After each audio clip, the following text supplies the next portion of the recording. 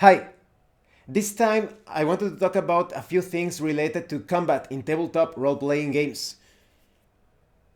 Some things that could help you make your sessions more realistic or more fictional depending on the sort of theme, genre, setting that you are running or that you are playing in. Throughout the years, I have noticed that I have changed or matured when it comes to combat encounters, the way that I run them, or the way that I participate in them, both as a monster or an enemy when I am playing as a game master, dungeon master, or as a player character. I think it has become more easy for me to easier for me to represent a fictional combat when it comes to maybe I'm running or playing in an anime style role playing game, really over the top, or maybe I'm playing something quite gritty, like like I said in the case of Hackmaster, one of the best fantasy role playing game systems out there. So it all depends on the sort of game that you are playing. So with this video, I hope I will give you a talk that is both informative and potentially entertaining. Probably there are many of you that will think about these things as pretty basic. I still hope that they will perhaps serve as a refresher or reminder, or perhaps to polish some things, who knows. Okay, I think because the average person isn't always participating in a life or death situation, sometimes your average Joe gets a bit disconnected from the reality of combat. And I think this is very important. It's very important to have that understanding of the reality of battle, because you can either tone down the reality or go way up depending on how you want to exaggerate things or handle things a bit grittier, a bit more realistic, perhaps potentially noir. And yes, it's because the average Joe only is only familiar with combat situations because of how I wouldn't even say sheltered, how defanged, how weakened some people have gotten because of education and religion. All of those systems of control, they have kept people quite away, quite afar from the reality of combat. So the average Joe is usually basing his experience of combat on movies, what he has seen in the latest film or in comic books, manga, video games, and combat sports. Some people make the wrong assumption that combat sports, they are exactly like a real fight, but for example, it depends on the combat sport, but they usually ban there are between 18 to 40 areas that you cannot strike on your opponent's body, because they would be lethal or they could cause permanent injury. Combat sports are still pretty dangerous, but they would be even more so if you were to allow everything. That's why they try to keep things somewhat safe. They are not entirely safe. There have been casualties and permanent damage in several cases throughout the history of combat sports. For example, there was this time I saw the news in this channel. They Will Kill You here in YouTube. There was this mixed martial artist and a bodybuilder. They got into a very well. They didn't mention the specifics, but it seems like it was a thing of egos, and they got into this fight. And the mixed martial artist killed the bodybuilder. He basically killed him by kicking his neck, probably broke his neck, and he was on the run, and I think he got captured by police. The situation was quite bad. There was also this other case. I don't remember the channel where I saw this video, but a mixed martial artist, a guy got into his house, but the guy who got into the mixed martial artist, that is the sportsman house, let's call him like that, he had taken angel dust. So he was pretty much almost like a machine. He was insensitive to pain. And some things, some, let's say his combat performance was somewhat enhanced. So the mixed martial artist fought him as if he was fighting someone in a sports situation. But when someone's under the influence of those substances, you really need to. It could be your life on the line. You need to strike to not to even incapacitate that opponent. You may have to, let's say, finish the fight. Let's call it like that. End his life. So the situation also ended up quite bad. The guy hurted the mixed martial artist, the sportsman, quite a bit. That is the assailant, injured the owner of the house, and he got away. So in that case, it's obvious that the mixed martial artist was somewhat hampered by his attitude or habit of fighting someone as if that opponent was in a just like in a sports situation. You could also get in trouble with the law, it depends, but when it's your life on the line, you really have to give priority to your life. Later on, you will handle any consequence resulting from that encounter. So, like I said, you cannot take combat sports as a measure of what happens in real combat. I remember this other episode, it was the human weapon, when those couple of guys traveled around the world practicing different styles. And there was this episode where they were training with the US Marines, and they were talking about like a sports situation, a real situation. And the Marine said, well, if you were to put me in a sports situation with a professional, he would probably beat me in that situation. But if you were to make me fight him in real life, then I would definitely finish the guy. So that's because in real life there are so many things that are allowed, not only related to unarmed fighting, but also because of the things that you can use from your environment to defend yourself. So yes, I think it's important for someone who is not very familiar with the reality of combat to read some historical documents, watch some videos of real combat situations, talk to people who have been in a situation, or if you have the guts for it, definitely train a martial arts system, and it's going to add a lot of realism to your RPG sessions.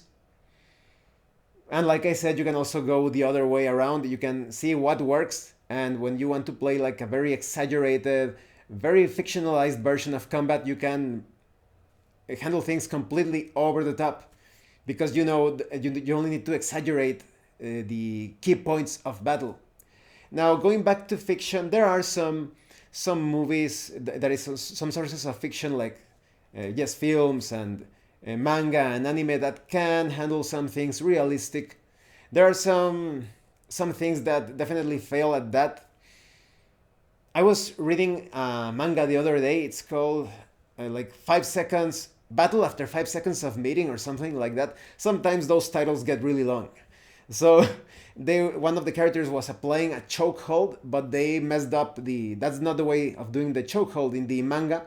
He was doing the chokehold like this. You cannot, this arm is useless when you do it like that. You have to put it like this, so because you're basically going to crush the neck of your opponent between this area right here by applying some pressure with your other arm. So you use this hand as sort of like to apply some leverage. So it really disappointed me that in that scene they did it incorrectly. It pulled me out of the fiction. It was so awful.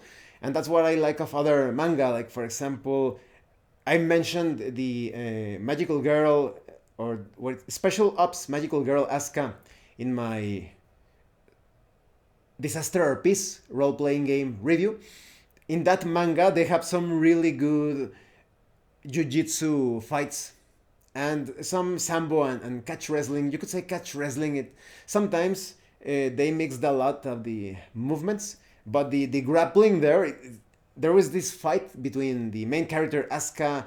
I forget this Russian girl. Basically the Russian girl was being mind controlled, and they had to fight even though they were friends. And the jiu-jitsu, the grappling scene was amazing. It looked great, and it really pulled me into. There was this suspension of disbelief that I actually yes, to a certain degree, to a certain level, I thought that fight was real as I got into the story. So it really adds a lot of flavor to role playing games if you have all of that background to help you to use as fuel for your combat descriptions and when you are role playing a combat scene. For example, let's say that you are playing a D20 system, your Dungeons and Dragons or any retro clone, pseudo clone. It depends, there are some variations, but maybe you are, well, regardless of using Thaco or Thaco or using the typical ascending armor class style or mechanics, maybe let's say that you need to hit someone with an armor class of 15.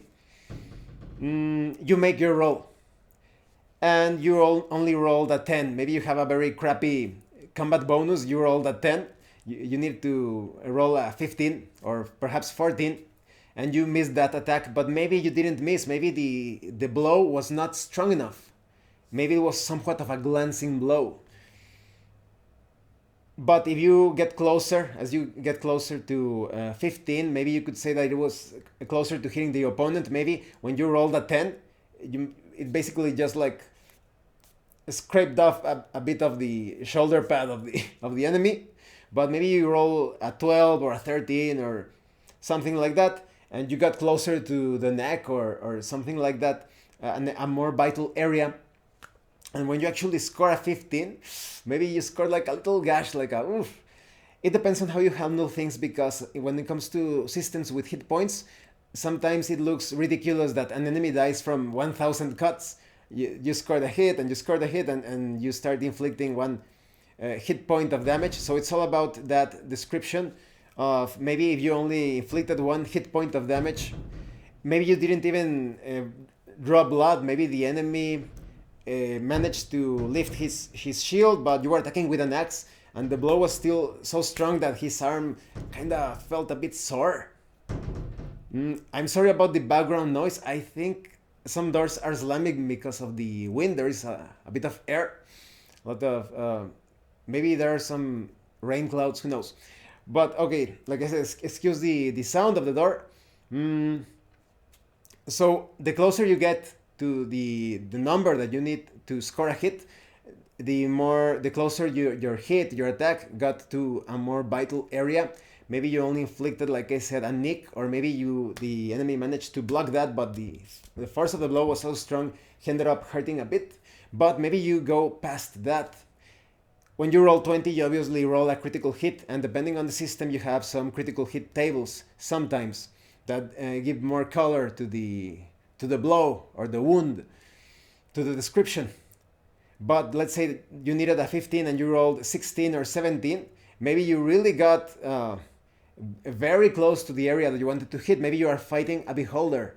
And that means that you not only scored a hit, it got pretty close to the central eye of the beholder, or maybe you kind of like hurt the perimeter of the eyes of one of the eyes of the eye stalks, because fantasy is sometimes pretty grounded on reality. So it's obvious to think that the beholder has a more soft or fleshy area when it comes to the surrounding zone of the eyes.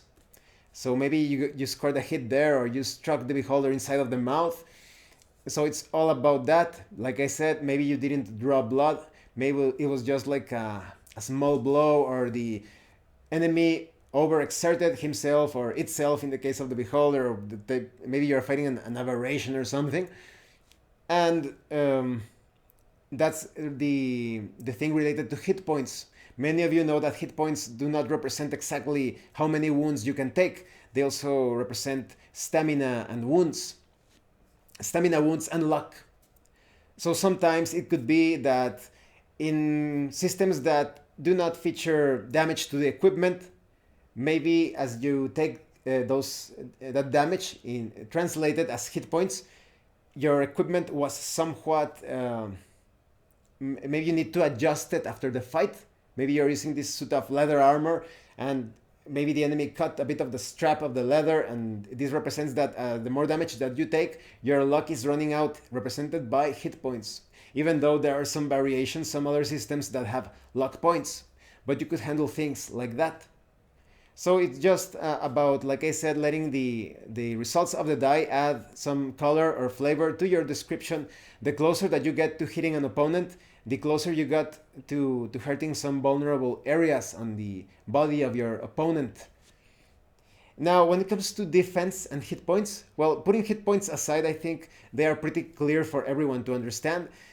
Depending on the system, there could be some confusions or some insatisfaction, lack of satisfaction on the part of the players or the game master or dungeon master to the way that defense is represented in an abstract way. Let's go to a more realistic approach. Hackmaster.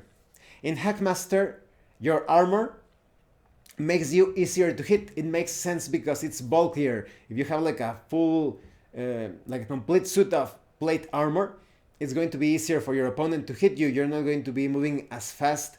There are all of these like, yes, huge metal plates that are very somewhat difficult to cover with your shield or your sword. They protect your body, but they themselves take a bit of damage. Depending, what if your opponent is using like a war pick or a realistic war hammer that are used to puncture holes and inflict a lot of damage on your enemy that is wearing armor. But you can have some situations, well, like I said, in Hackmaster, they make you easier to hit and they provide the damage reduction. So when it comes to a fighter, a paladin, or any character that is wearing armor, while fighting, that character is going to be excellent at stopping humanoid-sized enemies or enemies that are a bit larger, because the armor is going to provide sufficient protection. But what about when you are fighting a giant or a drake? Those enemies are quite huge. If you take a direct hit, even though you are wearing armor, your armor is going to be probably damaged by the attack, and it's going to bypass the damage reduction and you're going to end up quite injured. Hackmaster can get quite lethal. You can pass out from the pain. There is a chance of dying with a single blow. There are some ways to handle this, for example, when spending the honor to save yourself, but you don't always have access to that resource, and sometimes, depending on your checks, on your rolls, your character may end up passing out from the shock, etc. So in that situation, it's much better to have a character that is smaller and lightly armored. Perhaps a gnome titan would have an easier time dealing with giants and drakes, because he is not going to be, let's say, a character that is wearing leather armor or something, or perhaps completely without armor. Is going to be a bit more difficult to hit, like someone trying to swat a fly with your hand. The giant or the drake is going to have a very difficult time to hurt that smaller, more agile character. It makes sense. But if they score a hit, that character will probably end up, they could kill him. So it's a very realistic approach. The bigger the armor, the thicker the protection, it's going to make you easier to hit, but it offers more damage reduction or protection. But against larger opponents, it could be worthless. So it's always a great idea to have a character in the party that is quite agile for those moments. Now let's go to a very abstract and some would say imperfect situation or case. Many of you have known about the Naked Dwarf. They call it the Naked Dwarf syndrome, I believe, in some cases. This is related to Warhammer Fantasy Roleplay First Edition. Like I said, many of you are familiar with it, but those that do not know, your dwarf character could basically have a toughness that it could be equal or greater to the toughness of another character, let's say a man, wearing a full set of armor. So it makes no sense if you look at it from a very realistic angle. If you keep things at an abstract level, you could say that that toughness not only represents the thickness of the dwarf's skin, because it's going to be very ridiculous. Otherwise, you would say that the skin of a dwarf is tougher than plate. Maybe they would start killing dwarves and wearing their skins as armor.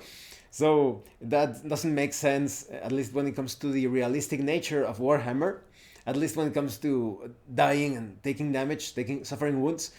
So it's much better to keep things in an abstract way that that toughness also represents the greater experience of the dwarf. Perhaps more more strength and vigor when deflecting and attacks and moving about and counterattacking, because in Warhammer usually elves and dwarves are quite superior to humans when it comes to, well, pretty much pretty much everything. I think humans in the Warhammer setting, their advantage is that they are quite versatile. But for example, in, you know, those novels, Gotrek and Felix. Maybe one day I should do a video about Gotrek and Felix. When they start to fight dark elves, dwarf.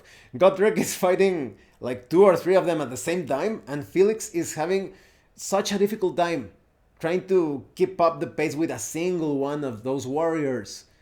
He's basically almost like swatting Felix around. He kicks Felix and he falls to the ground and gets up and tries to attack, and he feels so sluggish and so slow when trying to score a hit. I don't remember if he actually kills that enemy, that elf, but you can see the great difference. And although we know Gotrek is an incredible, a superb warrior, you kind of get the idea that even a normal dwarf perhaps could have a warrior dwarf, perhaps even a slayer dwarf, could have an easier time fighting an elf when compared to a human.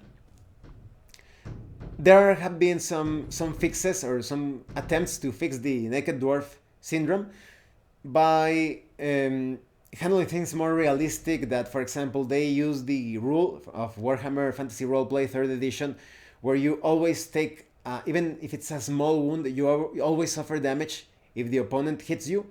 And when it comes to the naked dwarf syndrome, the dwarf could just stand there taking blow after blow and suffering no damage. But if you apply that, the dwarf will always get injured, but in some situations you could feel that it doesn't adequately represent the sturdiness of the dwarves. So in my opinion, it's better to keep things abstract. It doesn't mean that the dwarf has a thicker skin than a suit of plate armor. It's just a representation of experience, of sturdiness, vigor, toughness, etc. Placement, that's very important. Let's talk a bit about placement in combat, because I think that this is somewhat, not many people that, like I said, are not experienced in combat get that wrong during combat descriptions or role playing those scenes. For example, if you want your fighter to be a bit more defensive and more technical, your character is almost always going to try to attack the ribs or the flank of the enemy, because you're going to be outside of the area of attack of your opponent. The more that you get, let's say, closer to the center of the adversary, the higher the chance of striking an area of the body, but you also could suffer a counter attack. So if you see someone, perhaps the game master or dungeon master can describe something like, oh, this enemy, let's say dark elf, or in this case, let's say a drow elf monk is approaching you, and he's just getting into your zone, attacking you, staying at the front of your character. That means that monk is probably incredibly skilled in combat. He's ready to slug it out. He knows the angles of attack. But if you want to handle things representing that search for advantage or looking for the weak spot, you want to attack from the outside of your opponent, not sticking to the center line, attacking from the side. Your character, is your warrior or whatever ranger, is going to be sidestepping, moving a bit perhaps to the front while attacking. You can add that to your description. You can say something like, oh, well, I parry the attack of my opponent. I immediately move to the side and attack his ribs. Regardless of whether you want to make a cold shot, maybe you could tell the game master, I'm making a cold shot attacking the armpit of the enemy. You're attempting that. That's going to be difficult. It's going to get a penalty, a negative modifier probably. But like I said, it adds to the realism of the scene. And you can just throw all of this off board, like I said, in those exaggerated anime-style role-playing games where it's almost always about brute force, attacking with those oversized swords and just like enacting those blows that could cut buildings or mountains, very exaggerated. That's why it's important to strengthen that connection between just your knowledge of the game and your knowledge of a real combat situation. Now, one last thing when it comes to armor class. A lot of people do not like armor class because they say it doesn't make sense. Why, if you have like I said, the best armor available, why are you harder to hit? But I don't look at it like that. I look at it from a more abstract point of view. It means that your vital areas, your fleshy bits, are harder to hit because the armor is getting in the way. So I would recommend that in that abstract sense, you do not look at armor class as a realistic representation, but an abstract measure of how the opponent has a very difficult time of striking just those vital areas in the body. And you have to, like I said, just accept that it's not a perfect system. You'll have more fun like that because there is also the touch attacks, when you are fighting some sort of wraith or ghost or something, and it can go through the armor and attack you directly. It's all about that abstraction. In that case, the armor is completely worthless. That's why you still have that dexterity bonus. But yes, you could. I'm not saying it's the correct way of doing things. If you do not like armor class, definitely go for a more realistic system like Hackmaster. Well, I hope this video was somewhat entertaining. If you have any comments or questions or your own thoughts on different battle situations, please let me know in the comments section. Yes, I think that's it. So once again, thank you. And thank you so much to those of you that have been supporting the channel by sending drive-thru RPG gift certificates. If anyone else wants to further support the channel, the information on how to do that will be in the description below. Once again, thank you, and see you later.